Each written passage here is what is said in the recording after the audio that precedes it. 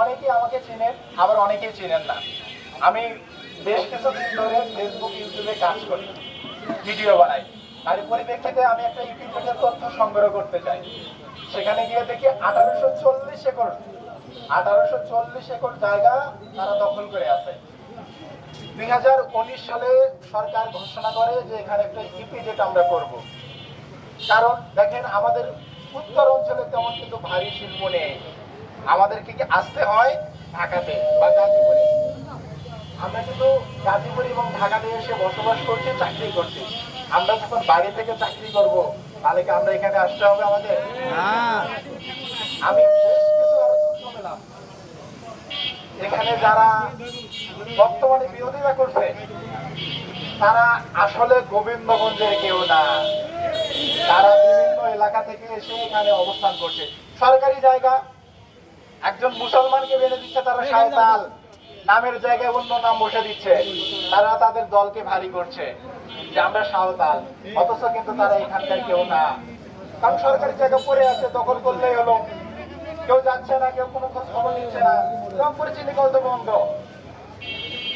আমরা গতকাল ঢাকায় গিয়েছিলাম, এই গাজীপুরের হয়ে ঢাকায় গিয়েছিলাম। সেখানে আমি একটা কথা বলেছিলাম যে রংপুর রিপ্রেজেন্ট আমাদের সকলের দরকার, সেটা গোবিন্দগঞ্জে বাস্তবায়ন হতেই হবে।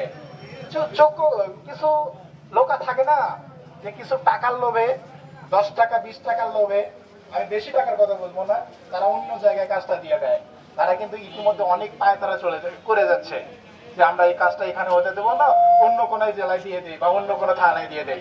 আপনারা চিন্তা করে দেখেন যে রংপুর বিভাগের মতো যে বিভাগ রয়েছে, যে জায়গা রয়েছে, এইরকম জায়গার ভিতর এরকম খাস জায়গা 1840 একর এক জায়গায় কোথাও আছে?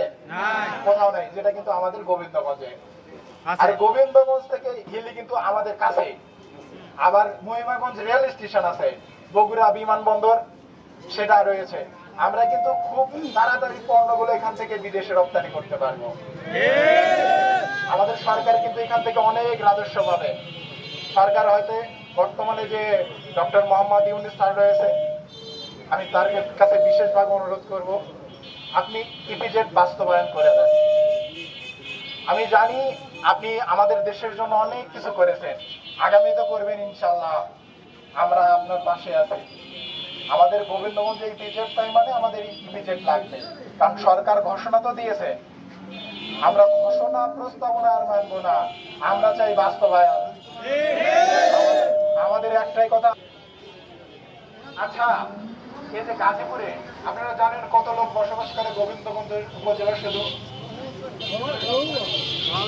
আমাদের 2022 সালের একটা জরিপে দেখেছিলাম গোবিন্দগঞ্জে প্রায় 5 লাখ লোক, তার মধ্যে প্রায় 1 লাখ লোকই এই গাজীপুরে বসবাস করে।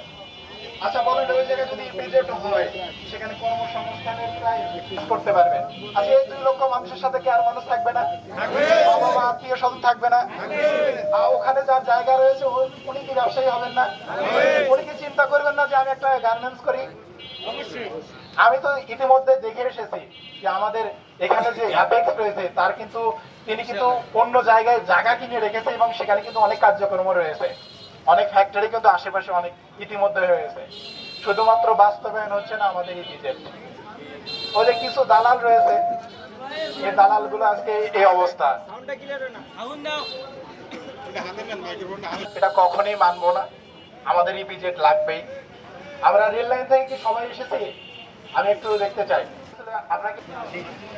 বটতলা থেকে যদি আসতেন, আমরা একটা র্যালি করতাম, ছোট্ট একটা র্যালি করতাম, বেশি দূরে না, আমরা এখানে। কারণ আমরা মানুষের দুর্ভোগ করতে চাই না, আমাদের এটা শান্তি। কারণ আমরা এটা ইতিমধ্যে আমরা প্রস্তাবনা পেয়েছি, আমাদের প্রস্তাব রয়েছে, শুধু এখন শুধু বাস্তবায়নে। আমাদের বাস্তবায়ন করতে যা যা করা লাগে আমরা দেখেন। আপনারা একটা চিন্তা করে দেখেন, এই বেজের যদি অন্য কোথাও কেটে যায় আর গোবিন্দগঞ্জের মানুষ যদি একবার রাস্তায় নামে, সকল ব্যবসায়ী যদি একদিনের জন্য শুধুমাত্র দোকান বন্ধ রাখে, রাস্তায় নামে, তাহলে উত্তর অঞ্চলের সাথে কিন্তু একেবারে যোগাযোগ বন্ধ। আমরা এটা করে দিতে পারবো। আমরা গোবিন্দগঞ্জের স্বার্থের জন্য উত্তর অঞ্চলের সাথে দক্ষিণ অঞ্চল ঢাকা অঞ্চলে একবারে যোগাযোগ বন্ধ করে দিতে পারবো আমরা। সেটা শুধু গোবিন্দগঞ্জের মানুষের জন্য, গোবিন্দগঞ্জের মানুষের উন্নয়নের জন্য, আর কারো জন্য না। আমরা কোনো রাজনীতিবিদ না, আমরা কখনো রাজনীতি রাজনীতিতে যায়নি, রাজনীতি কি জিনিস আমরা বুঝি নাই। এই প্রথম জীবনের প্রথম এলাকাতে আমি কোনোদিন বক্তব্য দেই নাই, শুধুমাত্র এই ইপিজেড এর কারণে আজকে আমাকে গাজীপুরের মতো জায়গায় বক্তব্য দিতে হচ্ছে, কথা বলতে হচ্ছে। আমাদের লোকেরা কি করে গোবিন্দগঞ্জ, অনেক নেতা রয়েছে, অনেক আওয়ামী লীগ রয়েছে, অনেক বিএনপি রয়েছে, অনেক জামাত রয়েছে, তারা কি করে জামাত যদি নামে বিএনপি নামে না, বিএনপি যদি নামে আওয়ামী লীগ নামে না, কেন বৈষম্য? এটা কি আপনার বাপ দাদার সম্পত্তি নাকি? হ্যাঁ, এটা সবার, আপনি সবার জন্য এক হয়ে নামেন না কেন? বাইরে চাঁদা খাওয়া দরকার, আপনি পরে খাই, আগে নিজের বাস্তবায়ন করেন। চাঁদা ছাড়া তো আজকাল কোথাও কিছু চলে না। আপনি চাঁদা খান, পরে খান, আগে নিজের বাস্তবায়ন করেন, আপনি বিজেপির কাজ করেন। আপনি তা না করে আগেই টাকা খাচ্ছেন, আগেই আপনারা মনে করেন পকেট ভারী করছেন।